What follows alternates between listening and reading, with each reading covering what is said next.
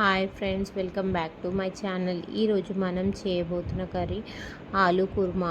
ఈ recipe rice, రోటీ, parotta, non, puri, bagara రైస్లోకి చాలా టేస్టీగా ఉంటుంది. నేనైతే ఈ కర్రీని బగారా రైస్ కోసం చేశాను. చాలా టేస్టీగా ఉంది. ముందుగా స్టవ్ పైన ఒక ప్యాన్ పెట్టి అందులో కొద్దిగా ఆయిల్ వేసి అందులో 1 టీ స్పూన్ జీలకర్ర, 1 టీ స్పూన్ ధనియాలు వేసుకోవాలి. ఆ తర్వాత అందులో 50 గ్రాముల పల్లీలు, 2 పట్ట, 4 ఇలాచి, 4 లవంగాలు, ఒక 50 గ్రాములు నువ్వులు, 50 గ్రాముల ఎండు కొబ్బరి, ఒక 50 గ్రాముల గసాలు కూడా వేసి వేయించుకొని మిక్సీ జార్లో పేస్ట్ చేసి పక్కన పెట్టుకోవాలి.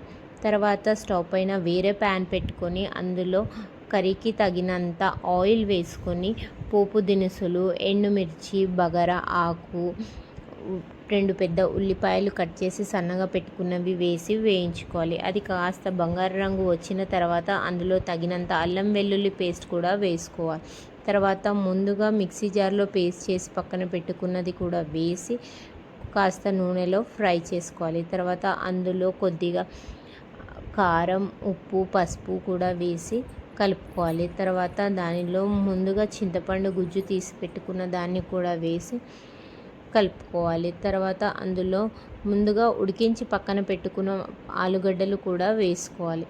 అది కాస్త ఉడికిన తర్వాత అందులో ఒక గ్లాస్ నీళ్లు పోసి ఉడకనివ్వాలి. అది ఉడుకుతున్నప్పుడు కొద్దిగా కొత్తిమీర కూడా వేసుకోవాలి. అది ఉడికి గ్రేవీ చిక్కబడేంత వరకు పెట్టుకోవాలి. అది కాస్త చిక్కబడిన తర్వాత స్టవ్ ఆఫ్ చేసి సర్వ్ చేసుకోవాలి. ఈ కర్రీ బగారా రైస్లోకి అయితే చాలా టేస్టీగా ఉంది friends. Thank you for watching. Bye.